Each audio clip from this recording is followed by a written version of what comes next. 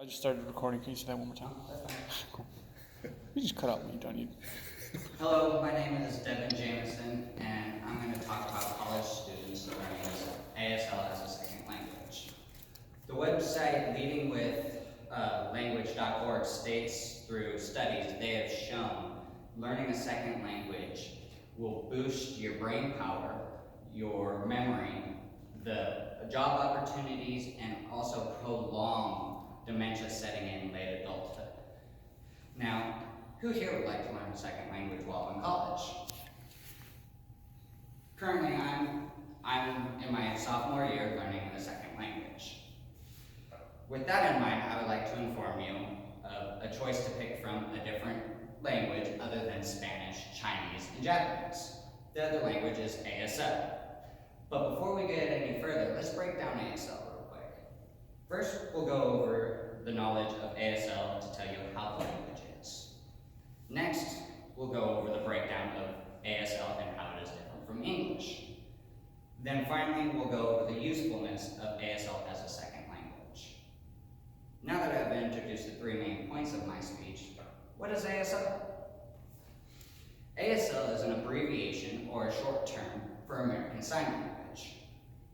Now, most people think ASL is just gesturing, when in all actuality, ASL is a descriptive language using hand movements with spatial use of your surroundings and other additives other than pronunciations of the language or how the language is said.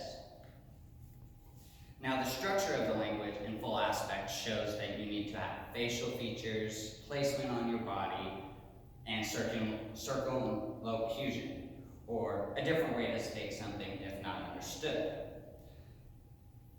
And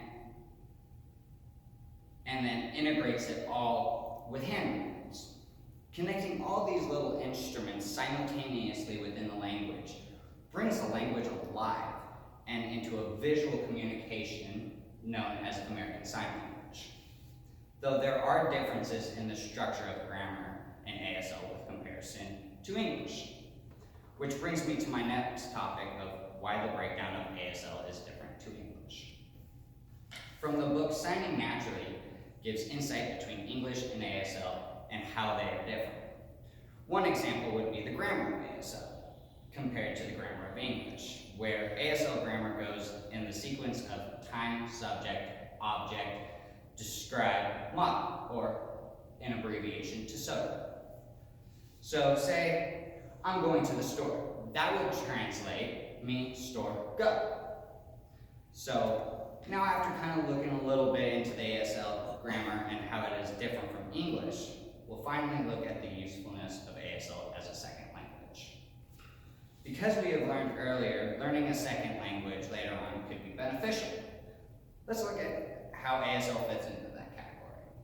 For instance, who can use ASL? Almost anyone can use sign language. For an example, in the future, you could use ASL to communicate with your infant for the connection to verbally talk, which some parents have said that they are able to converse with their children at an age younger than 1 year old with the use of sign language. What about job opportunities? People that are at least bilingual have a higher chance of being hired, as well as have the ability to debate for a higher paying job because of knowing another language other than people that don't. Well, how many people in America are enrolled in college that are deaf or hard of hearing? From nces.ed.gov, or the National Center for Education Statistics, shows nationwide that there are more than 20,000 deaf and hard of hearing students that are enrolled in a post-secondary educational institution in America. So what have we learned?